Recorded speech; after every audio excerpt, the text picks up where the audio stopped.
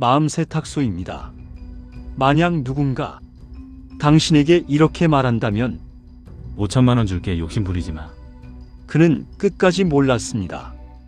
자기가 버린 게 350억이라는 것을. 오늘의 이야기 350억을 버린 남자 시작합니다. 이혼 합의서에 도장을 찍은 지 1시간쯤 지났을 때 그의 휴대폰에 문자가 왔다. 은행 알림, 대출금 회수 통지, 대출자 한지원, 담보물 강남역 오피스텔 빌딩. 그는 휴대폰을 들여다봤다. 강남역? 빌딩? 이게 뭐지? 그는 아직 몰랐다. 여러 해 동안 자기가 일군 회사의 시작 자금이 사실은 내 돈이었다는 것을, 그가 처가 도움이라고 믿었던 그 돈이 실은 강남 한복판 빌딩 임대료였다는 것을, 그리고 검소하고 욕심 없는 중산층 아내라고 생각했던 내가 사실은 수백억을 가진 건물주였다는 것을 그는 끝내 깨닫지 못했다. 첫마디. 내 이름은 한지원.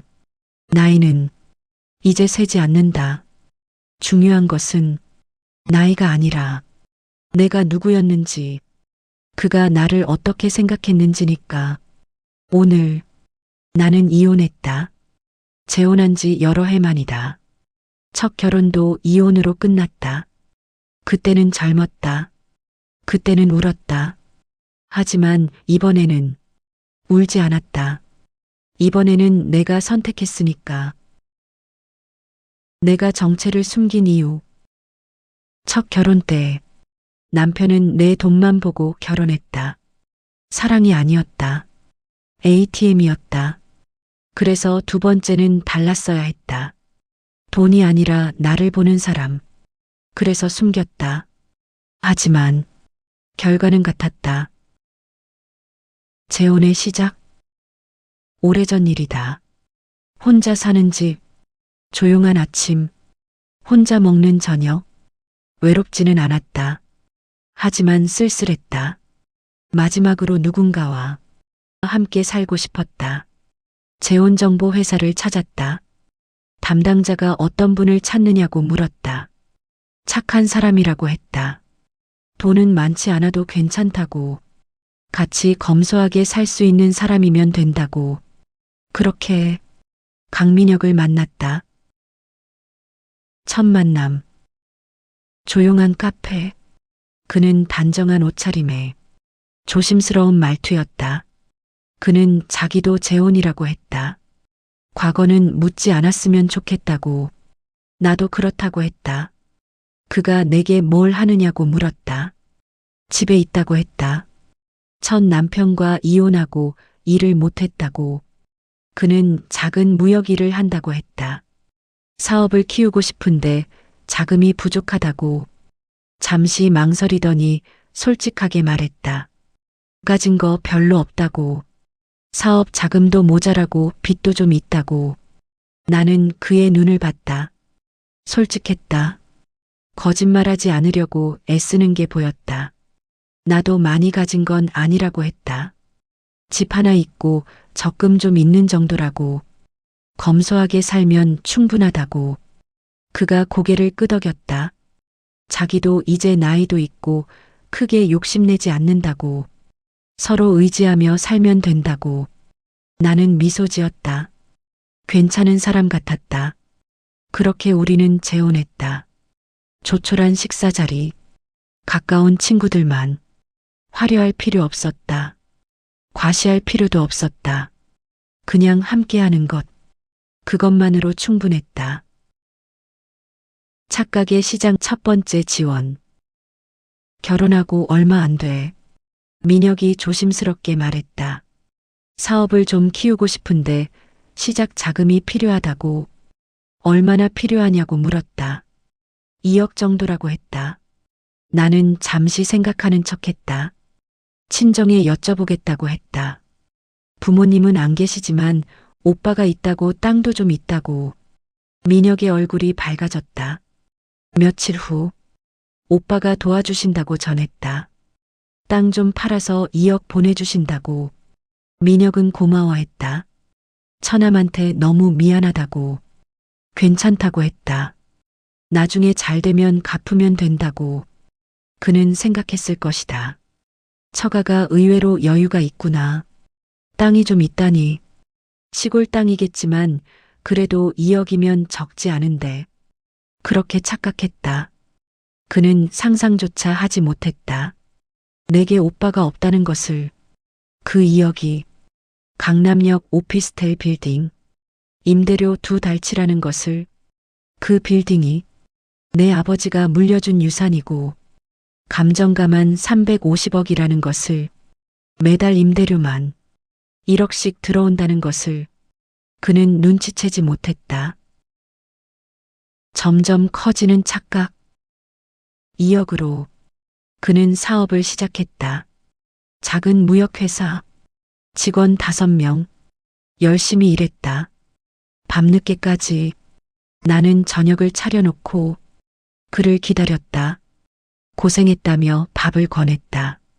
그는 처가 도움으로 사업 시작했으니 꼭 성공해서 보답하겠다고 했다.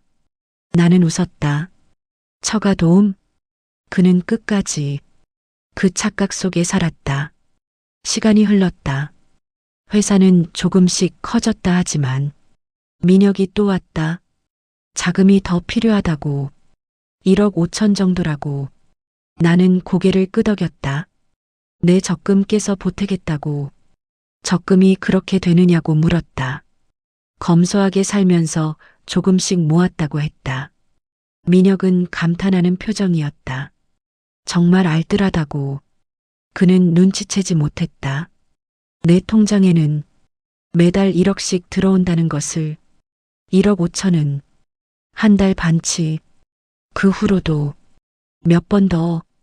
여기서 5천, 저기서 3천, 나중에 또 7천. 작은 금액들. 여유 자금 좀 있다고 했다. 이번엔 내가 보태겠다고. 그는 고마워했다. 아내가 참 알뜰하게 산다고. 조금씩 모아둔 돈이 있나 보다고. 검소한 사람이라 그런가 보다고. 모두 합치면 거의 8억. 명절날 시어머니. 몇 년째 되던 해. 명절. 시댁에 갔다. 시어머니 김순자. 나를 위아래로 훑어봤다. 옷이 참 수수하다고. 백화점 브랜드 정도냐고. 며느리가 검소해서 좋다고. 감사하다고 했다. 친정이 어디냐고 물었다. 시골이라고 했다. 경상도 쪽이라고. 시어머니가 고개를 끄덕였다. 그래도 땅이 좀 있다며. 민혁이 사업 도와줬다고 들었다며. 민혁이가 사업 잘 돼서 다행이라고. 처가에서 좀 도와주긴 했지만 대부분은 아들 능력이라고. 나는 가만히 들었다. 오빠가 4억 정도 도와준 거 맞느냐고 물었다. 그렇다고 했다. 시어머니가 말했다. 그녀는 자랑스러운 표정으로 말을 이었다. 아내 덕은 못 봤어도 아들 능력은 있는 거예요. 아내 덕은 못 봤다고? 나는 차를 따르며 입을 다물었다. 뜨거운 것이 목구멍을 타고 올라왔다. 하지만 삼켰다. 속으로는 생각했다. 어머님, 오빠는 없어요. 그리고 4억이 아니라 8억이에요. 그것도 아들 능력이 아니라 며느리 돈이에요. 나중에 진실을 보여드릴게요. 변해가는 남편. 회사는 커졌다. 직원이 5명에서 수십 명이 됐다. 민혁은 자신감이 생겼다. 이번 달 매출이 좋다고 기뻐했다. 다 자기 능력 아니겠냐고. 처음엔 좀 힘들었지만 이제 완전히 자리 잡았다고. 대단하다고 했다. 하지만 민혁은 변했다. 처음 만났을 때 조심스럽고 겸손했던 모습은 점점 사라졌다. 오늘 회식이라 늦을 거라고 했다. 늦은 건 괜찮았다. 하지만 말투가 달라졌다. 여보가 아니라 지원아가 되었다. 요즘 집안일 좀 제대로 하라고 했다. 자기가 밖에서 일하는데 집안은 당연히 내가 챙겨야 한다고, 당연하다고. 예전엔 그는 말했다. 서로 의지하며 살면 된다고. 지금은 그는 말했다. 집안일은 당연히 내가 해야 한다고. 차량 선물. 어느 날 그가 새 차를 사고 싶다고 했다. 회사도 커졌는데 좋은 차 하나 있어야 한다고. 비싸겠다고 했다. 이제 회사도 잘 되니까 괜찮다고 했다. 나는 말했다. 내가 선물하겠다고. 사업 성공 축하 선물로. 정말이냐고 물었다. 좋은 차 골라보라고 했다. 민혁은 기뻐했다. 며칠 후 그는 새 차를 몰고 왔다. 제네시스 8천만 원. 어떠냐고 물었다. 멋있지 않냐고. 사장이면 이 정도는 타야 한다고. 좋다고 했다. 민혁은 몰랐다. 그 차가 내 명의라는 것을. 선물이니까 당연히 내 돈으로, 내 명의로 샀다는 것을. 배신의 날. 그리고 어제 민혁이 말했다. 얘기 좀 하자고. 저녁 먹고 있었다. 젓가락을 내려놓았다. 그는 잠시 망설이다 말했다. 우리 이제 각자 길 가는 게 낫지 않겠냐고. 숨이 막혔다. 귀가 멍해졌다. 그의 입이 움직이는 게 보였지만 소리는 들리지 않았다. 무슨 말이냐고 물었다. 이혼하자는 거라고 했다. 나는 그의 얼굴을 봤다. 미안한 표정도 죄책감도 없었다. 그냥 결정했다는 표정. 왜냐고 물었다. 솔직히 말하겠다고 했다. 요즘 회사에 새로 들어온 직원이 있다고. 격리부장이라고. 그 사람하고 사귀게 됐다고 했다. 미안하다고 했다. 그는 말했다. 당신 나이도 있고. 우리 이제 정도 많이 떨어졌잖아. 나이도 있다고. 예전엔. 그는 말했다. 나이는 숫자일 뿐이라고. 지금은. 그는 말했다. 내 나이가 많다고. 그 사람은 몇 살이냐고 물었다. 30 중반이라고. 젊다고. 나보다 한참 어리다고. 위자료는 어떻게 하냐고 물었다. 주겠다고 했다. 걱정 말라고. 마치 자기가 엄청난 호의를 베푸는 것처럼 말했다. 그는 말했다. 5천만 원 줄게. 그리고 집도 당신이 가져. 5천만 원. 그리고 집. 그 정도면 혼자 사는데 충분하지 않느냐고. 충분하다고? 나는 그의 눈을 봤다. 그는 진심이었다. 처가에서 도와준 것도 있지만 회사는 대부분 자기가 키운 거라고. 내가 가진 것도 집 하나 적금 좀이라고. 그는 덧붙였다. 욕심 부리지 마. 욕심 부리지 마. 그 말을 들었을 때 나는 알았다. 이 사람은 끝까지 나를 몰랐다는 것을. 여러 해 동안 한 번도 진짜 나를 보려고 하지 않았다는 것을. 그냥 검소하고 욕심 없는 여자. 그 프레임 속에 나를 가둬두고 편하게 이용했을 뿐이라는 것을. 결심. 나는 고개를 끄덕였다. 알았다고. 민혁이 놀란 듯 물었다. 정말이냐고. 생각보다 쉽게 받아들인다고. 뭘 어떻게 하겠느냐고. 이미 결정한 것 같은데. 고마워한다고 했다. 현명하게 받아들여줘서. 현명하다고. 나는 일어섰다. 변호사 선임하겠다고. 이혼 절차 밟자고. 민혁은 안도하는 표정이었다. 생각보다 쉽네. 욕심 안 부리고 순순히 받아들이네. 그렇게 생각했을 것이다. 나는 방으로 들어갔다. 문을 닫았다. 그리고 오랜만에 울었다. 소리 내지 않고 아무도 들을 수 없게. 여러 해, 짧지 않은 시간, 진심으로 함께하고 싶었던 시간. 그 시간이 이렇게 끝나는 게 슬펐다. 하지만 눈물이 마를 때쯤 나는 결심했다. 이제 울지 않겠다. 대신 돌려받겠다. 내가 준 것, 내가 믿었던 것, 내가 참았던 것, 전부. 첫 번째 카드. 다음 날, 변호사 사무실, 이혼 합의서 작성. 민혁은 여유로웠다. 재산 분할은 이렇게 하면 된다고. 집은 내가 가져가고, 회사는 자기가 가져가고, 변호사가 위자료는 얼마로 하겠느냐고 물었다. 민혁이 대답했다. 5천만 원. 동의하느냐고 물었다. 그렇다고 했다. 민혁은 만족스러운 표정이었다. 집 하나 주고 5천만 원 주면 충분한 거라고 생각했을 것이다. 서류에 도장을 찍었다. 나도 찍었다. 이혼 합의가 성립되었다. 끝났다.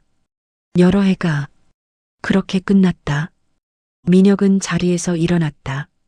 잘 살라며 손을 내밀었다. 나는 그 손을 잡지 않았다. 가방을 들고 사무실을 나왔다. 민혁의 발견. 민혁은 가벼운 발걸음으로 회사로 향했다. 격리부장 서연우가 기다리고 있었다. 이혼 잘 됐느냐고 물었다. 생각보다 쉬웠다고 대답했다. 다행이라고 했다. 그는 그녀의 손을 잡았다. 이제 당당하게 만날 수 있다고. 그녀는 걱정되는 게 있다고 했다. 전 사모님이 뭔가 할까봐. 민혁은 웃었다. 걱정 말라고. 지원이는 그런 거 모르는 사람이라고. 조용히 사는 사람이라고. 두 사람은 식당으로 향했다. 저녁 식사 중 민혁의 휴대폰이 울렸다. 은행 알림. 대출금 회수 통지. 대출자 한지원. 담보물 강남역 오피스텔 빌딩. 감정가 350억 원. 민혁의 손이 멈췄다. 이게 뭐지? 강남역 빌딩이 뭐냐고 물었다. 그의 얼굴이 점점 하얗게 변했다. 350억? 서연우가 휴대폰을 빼앗아 봤다. 이거 진짜냐고. 모르겠다고 했다. 민혁은 황급히 은행에 전화했다. 방금 문자 받았는데 어떻게 된 거냐고. 은행 직원이 설명했다. 대출자 한지원 고객이 오늘 오후 대출금 회수를 요청했다고. 대출자가 한지원이라니? 무슨 말이냐고 물었다. 그가 받은 사업 자금은 한지원의 담보 대출금이라고. 담보물은 강남역 오피스텔 빌딩. 감정가 350억. 한지원 소유라고. 빌딩이 지원이 거라고. 전화기가 민혁의 손에서 떨어질 뻔했다. 350억. 민혁은 그 순간 모든 걸 깨달았다. 여러 해 동안 자기가 처가 도움이라고 믿었던 것이, 아내 적금이라고 생각했던 것이 전부 한지원의 돈이었다는 것을. 그리고 그는 눈치채지 못했다. 검소한 중산층 아내가 아니라 350억짜리 빌딩 주인이었다는 것을. 서연우의 계산. 서연우, 30 중반, 회사 격리부장. 사람들은 그녀를 똑똑하고 일 잘하는 직원이라고 생각했다. 민혁도 그렇게 믿었다. 연우는 자기를 진심으로 좋아한다고, 자기 능력을 알아봐주고, 자기를 존경한다고. 하지만 서연우의 진짜 생각은 달랐다. 그녀는 몇 달 전 이 회사에 입사했을 때 계산했다. 직원 수십 명, 연 매출 8억 정도. 중소기업이긴 한데 나쁘지 않다고. 사장님은 나이 좀 있지만 괜찮다고. 그리고 사모님은 50이 넘었다고 들었다고. 기회 있겠다고 생각했다. 그녀는 본격적으로 움직였다. 민혁이 야근할 때 같이 남았다. 도와주겠다며. 민혁은 고마워했다. 덕분에 든든하다며. 민혁이 고민을 털어놨다.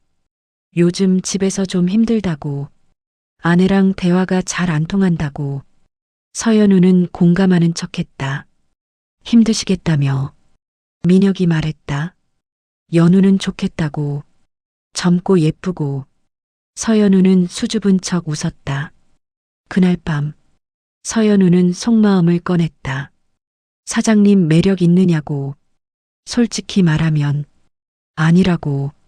나이도 있고 머리도 좀 벗겨지고 배도 나왔다고. 근데 사장이잖아. 회사 있고 돈 있고 안정적이고. 사모님은 50이 넘었잖아. 아무리 관리해도 나이는 숨길 수 없다고. 자기랑 비교가 되느냐고. 사장님 눈빛을 보라고. 자기가 젊으니까 완전 해롱해롱하지 않느냐고. 너무 쉽다고. 이혼만 시키면 자기가 사모님이 되는 거라고. 회사 절반은 자기 거라고. 완벽한 계획이라고. 서연우는 만족스럽게 웃었다. 그런데 민혁에게서 전화가 왔다. 목소리가 떨리고 있었다. 회사가 위험하다고. 아내가 회사 자금 회수하겠다고. 얼마냐고 물었다. 거의 8억이라고. 서연우는 손에 들고 있던 커피를 내려놨다. 8억 회수? 그럼 회사 망하는 거 아니냐고.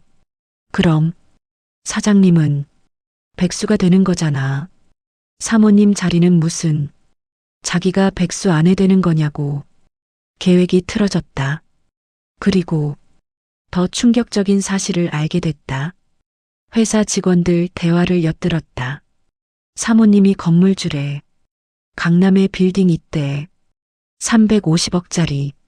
서연우는 얼어붙었다. 350억. 그리고 회사 자금 거의 8억이 전부 사모님 돈이었다고. 서연우는 화장실로 뛰어갔다. 거울 앞에 섰다. 창백한 얼굴. 사모님이 350억? 그럼 자기가 지금까지 8억짜리 회사 사장 잡으려고 350억 자산가를 쫓아낸 거라고. 다리에 힘이 풀렸다. 미쳤나 봐. 계산을 잘못했다고. 완전히 잘못했다고. 그날 저녁 민혁이 또 전화. 진짜 힘들다고. 차도 빼앗기고 회사도 위험하고. 서연우는 깊게 숨을 들이쉬었다. 솔직히 말해도 되겠느냐고. 그녀는 차갑게 말했다. 저는요, 사장님이랑 사귀고 싶었던 거지, 백수랑 사귀고 싶었던 게 아니에요. 민혁도 이해하지 않느냐고. 자기도 자기 인생이 있다고. 사장님 회사 망하면 자기는 어떻게 되느냐고. 백수 아내 되는 거냐고. 그리고 솔직히 말하겠다고. 자기가 사모님만큼 사장님한테 잘해드렸느냐고. 사모님은 사장님한테 8억 줬잖느냐고. 자기가 해준 거랑 비교가 안 되는데 자기가 왜 남아있어야 하느냐고. 죄송하다고. 진짜 가야 한다고. 전화가 끊겼다. 그리고 민혁을 카톡에서 차단했다. 전화번호도 차단했다. 미안하지만 이건 현실이라고. 자기도 자기 인생 살아야 하니까. 무너지는 모든 것. 민혁은 그제야 깨달았다. 연우가 자기를 사랑한 게 아니라 사장이라는 직함을 사랑했다는 것을. 자기가 가진 것을 사랑했다는 것을. 그리고 한지원만이 진심으로 자기를 사랑했다는 것을. 조건 없이 8억을 주면서도 불평 없이 아무 말 없이 여러 해를 함께하면서. SNS 확산. 며칠이 지났다. 민혁의 이야기는 SNS에서 난리였다. 자수성가 CEO. 알고 보니 아내 돈. 댓글이 수천 개 달렸다. 5천만 원이 8억의 몇 %인지 계산해 봤는데 0.6%래. 남편 8억 받아서 회사 키우고 나이 많다고 이혼하고 젊은 여자 만나고 그 여자도 도망가고 인생 드라마네. 사모님 대인이시다. 8억 주고도 조용히 사셨네.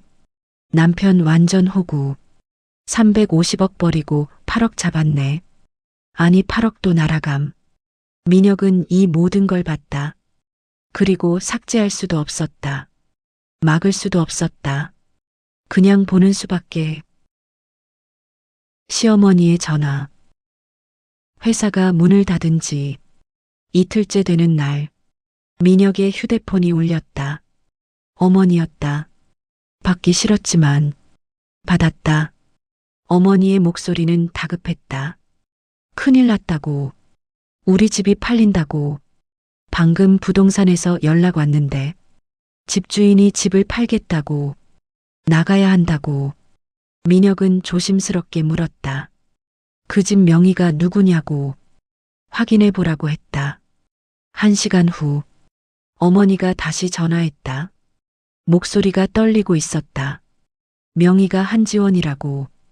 이게 무슨 소리냐고. 민혁이 사준 집인데 왜 한지원이 명의냐고. 민혁은 대답할 수 없었다. 대답하라고 했다. 민혁은 천천히 말했다. 그 집 자기가 산 거 아니라고. 한지원이가 산 거라고. 자기 명의로 한 게 아니라 처음부터 한지원이 명의였다고. 자기가 어머니 집 사드리겠다고 했을 때 돈이 없었다고. 그래서 한지원이한테 부탁했고 한지원이가 자기 명의로 샀다고. 어머니는 잠시 침묵했다. 그럼 여러 해 동안 자기가 산 줄 알았는데 전부 한지원이 거였느냐고. 그렇다고. 전화 너머에서 무언가 떨어지는 소리가 들렸다. 어머니의 목소리가 차가워졌다. 자기한테 거짓말한 거냐고. 여러 해 동안 자기 집이라고 생각하고 살았는데 남의 집이었느냐고. 그것도 며느리 집이냐고. 그럼 자기는 지금 며느리 집에 새 들어 산 거냐고. 민혁은 대답할 수 없었다.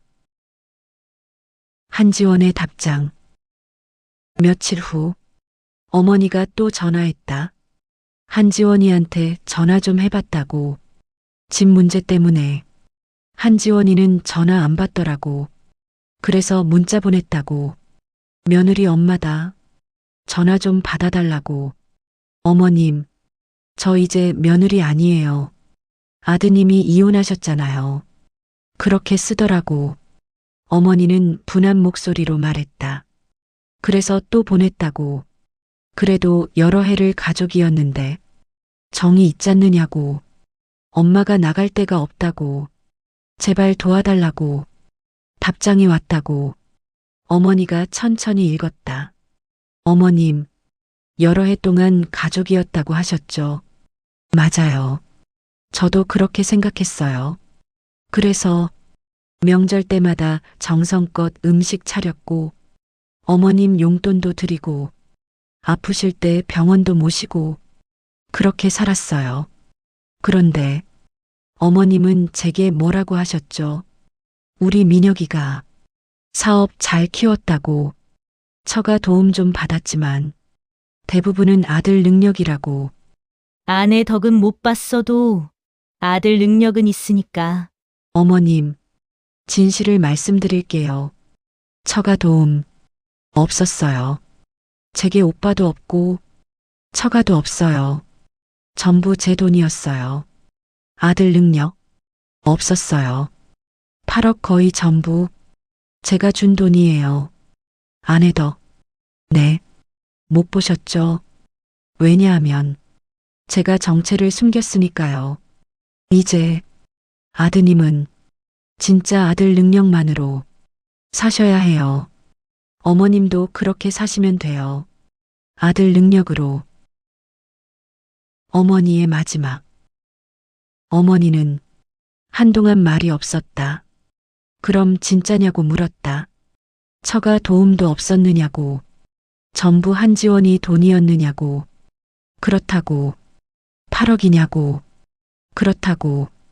어머니는 깊게 한숨을 쉬었다. 그럼 자기가 여러 해 동안 며느리 무시한 거라고, 아내 덕은 못 봤어도라고 그렇게 말하고 다녔는데 알고 보니 전부 며느리 돈이었다고. 민혁 때문에 창피해 죽겠다고. 어머니의 목소리에는 분노와 수치심이 섞여 있었다. 그날 밤 어머니에게서 문자가 왔다. 지방으로 내려갔다고. 작은 집 얻었다고. 이제 연락하지 말라고. 자랑스러웠는데 이제는 창피해서 사람들 못 만나겠다고. 아들 능력으로 잘 살라고. 민혁은 문자를 읽고 또 읽었다. 아들 능력으로 잘 살아라. 한지원이 한 말을 어머니가 그대로 했다. 어머니마저. 편의점 알바. 2달이 지났다. 민혁은 편의점 야간 알바를 겨우 구했다. 밤 11시부터 아침 7시까지 시급 최저임금.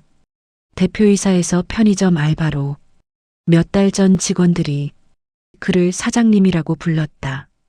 지금 손님들이 그를 아저씨라고 부른다.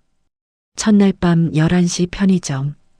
형광등 불빛이 눈을 찔렀다. 냉장고가 윙윙거렸다. 새벽 공기가 싸늘했다. 민혁은 그 자리에 서서 생각했다. 몇 달 전에는 사장이었는데 지금은 편의점에서 반복되는 일상. 계산, 물건 정리, 청소, 계산, 물건 정리, 청소. 그게 전부였다. 그게 그의 하루였다. 새벽 1시 취객이 들어왔다. 술 달라고. 민혁은 냉장고에서 소주를 꺼냈다. 취객은 돈을 계산대에 던졌다. 동전이 바닥에 떨어졌다. 민혁은 허리를 굽혀 동전을 주었다. 옛날에는 직원이 수십 명이었는데 지금은 내가 바닥에 떨어진 동전을 줍는다. 재회. 아침 7시 퇴근. 민혁은 거리를 걸었다. 강남역 근처를 지나갔다. 그리고 어떤 건물 앞에서 멈췄다. 한지원의 빌딩. 민혁은 고개를 들어 건물을 봤다. 높은 건물, 깨끗한 외관, 1층에는 카페, 2층부터는 사무실들. 저 건물이 한지원이 거였구나. 여러 해 동안 한 번도 몰랐다. 발걸음을 옮겼다. 하지만 뒤돌아서 가는데 누군가와 부딪힐 뻔했다. 나였다. 달라져 있었다. 머리는 짧게 잘랐다. 화장은 옅게 했다. 옷은 깔끔한 정장. 무엇보다 표정이 달랐다. 밝았다. 자신감이 있었다. 옛날에 조심스럽고 검소한 모습이 아니었다. 나도 민혁을 봤다.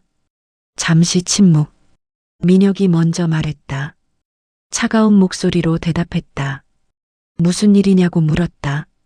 민혁을 위아래로 봤다. 편의점 유니폼, 피곤한 얼굴, 늙은 모습, 야간 알바 하느냐고. 그렇다고, 힘들겠다고, 괜찮다고. 나는 더 이상 묻지 않았다. 그냥 건물 안으로 걸어갔다. 민혁이 불렀다. 정말 미안하다고. 자기가 바보였다고. 자기가 잘못했다고. 제발 다시 생각해 줄 수 없냐고. 나는 민혁을 봤다. 그리고 조용히 말했다. 당신 나이도 있고 우리 이제 정도 떨어졌잖아. 5천만 원이면 혼자 사는데 충분하잖아. 욕심 부리지 마. 당신이 그렇게 말했어. 여러 해 동안 나한테 어떻게 했어? 처음엔 여보라고 불렀어. 나중엔 지원아로 바뀌었어. 처음엔 함께 검소하게 살자고 했어. 옛날에 한 말들 다 어디로 갔어? 변한 건 내가 아니라 당신이야. 회사가 커지면서 돈이 생기면서 교만해졌어. 나를 무시했고 당연하게 여겼고 나중엔 나를 버렸어. 그런데 이제 와서 미안하다고? 다시 생각해달라고? 나는 이제 행복해. 당신 없이도 잘 살고 있어. 나는 민혁의 눈을 똑바로 보며 말했다. 당신 없어서 더 행복해요. 민혁은 그 말에 가슴이 찢어지는 것 같았다. 다리에 힘이 풀렸다. 주저앉고 싶었다. 하지만 서 있었다. 그녀 앞에서 무너질 수는 없었다. 그리고 내가 덧붙였다.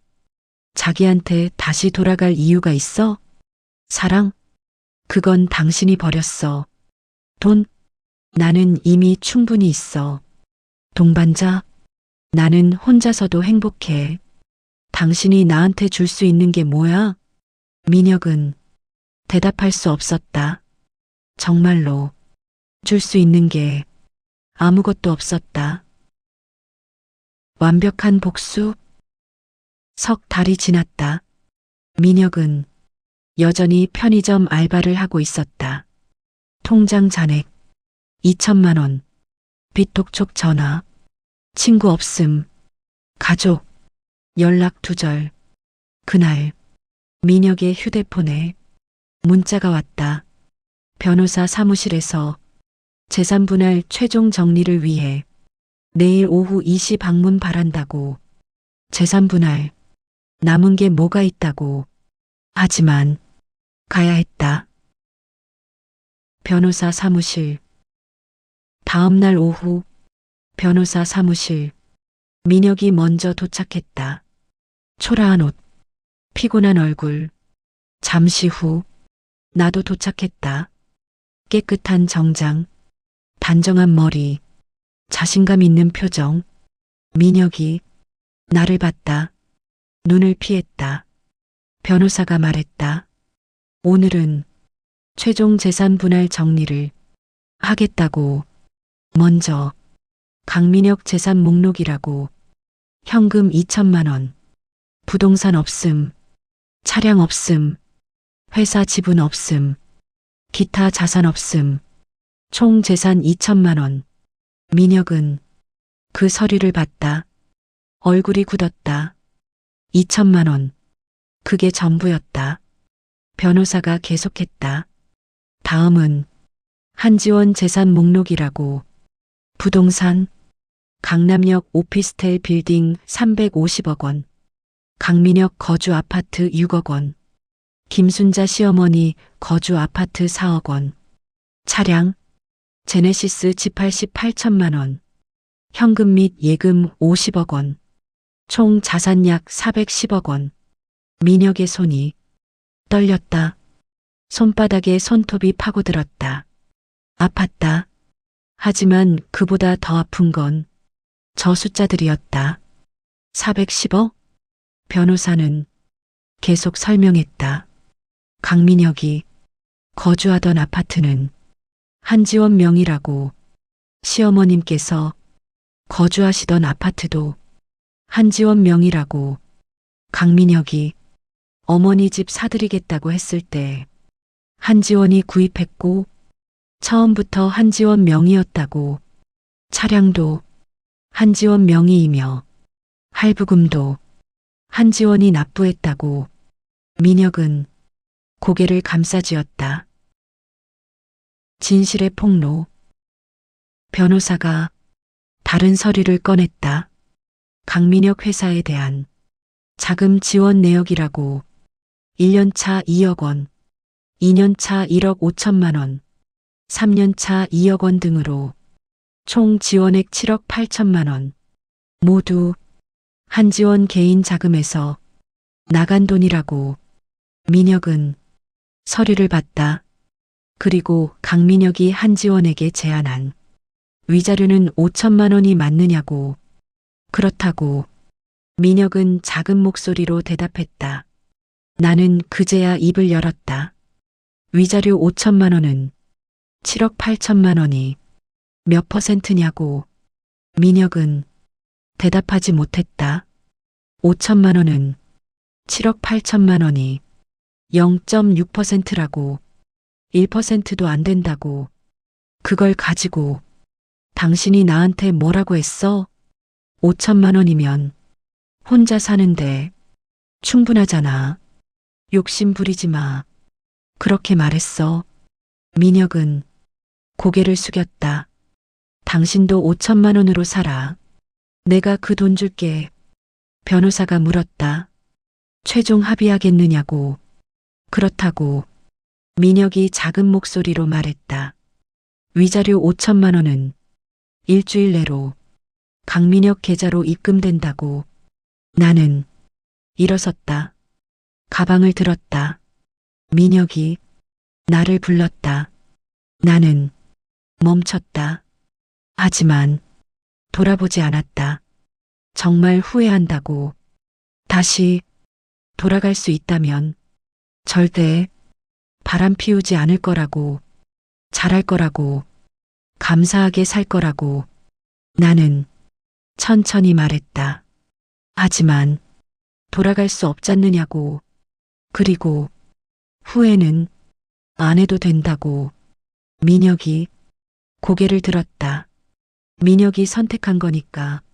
젊은 여자, 새로운 사랑, 새 출발. 민혁이 원한 거잖느냐고. 이제 그 결과를 받는 것뿐이라고.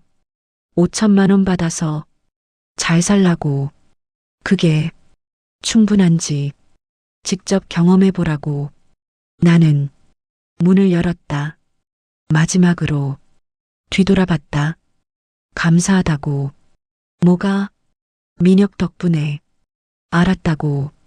내가 얼마나 강한 사람인지, 내가 얼마나 가치 있는 사람인지, 혼자서도 얼마나 행복할 수 있는지. 민혁은 눈물을 흘렸다. 나는 사무실을 나왔다. 뒤돌아보지 않고.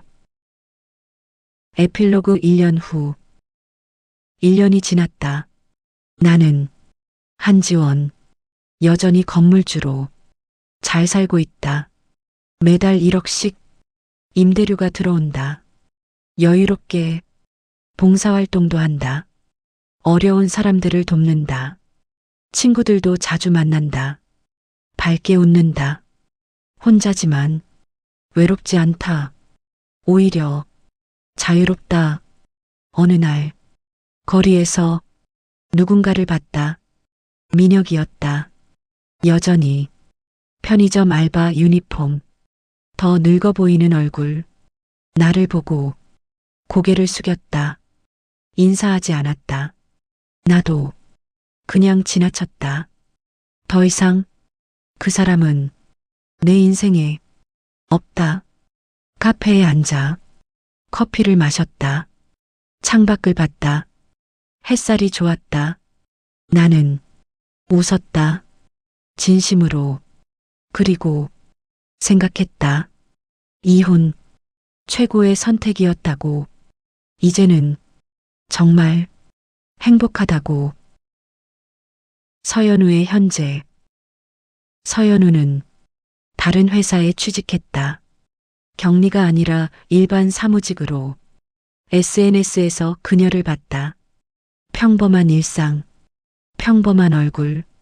더 이상 사모님 자리를 노리는 눈빛은 없었다. 엔딩 5천만 원의 의미. 그날 밤 민혁은 모텔방에 앉아 있었다. 통장을 봤다. 위자료 5천만 원이 입금되어 있었다. 현재 잔액 7천만 원.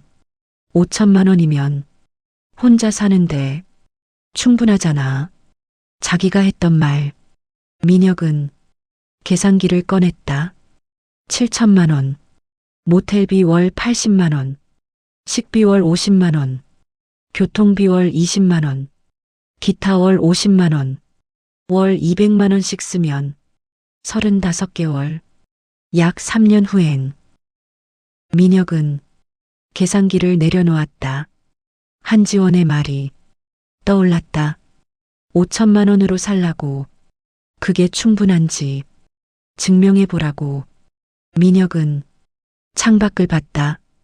캄캄한 밤, 별도 없는 하늘. 나는 정말 바보였다. 350억을 버리고 5천만 원을 선택했다. 아니, 5천만 원도 내 돈이 아니다. 한지원이가 준 거다. 결국 끝까지 한지원이가 날 먹여 살렸다. 민혁은 고개를 떨구었다. 그리고 작은 목소리로 혼잣말했다. 미안하다고. 정말 미안하다고. 하지만 그 말은 아무에게도 들리지 않았다. 여러 해 동안 함께했던 사람을 나이 많다고 정 떨어졌다고 버렸다가 결국 모든 것을 잃은 남자. 그리고 혼자서도 당당하게 행복을 찾은 여자. 당신은 어떤 선택을 하시겠습니까?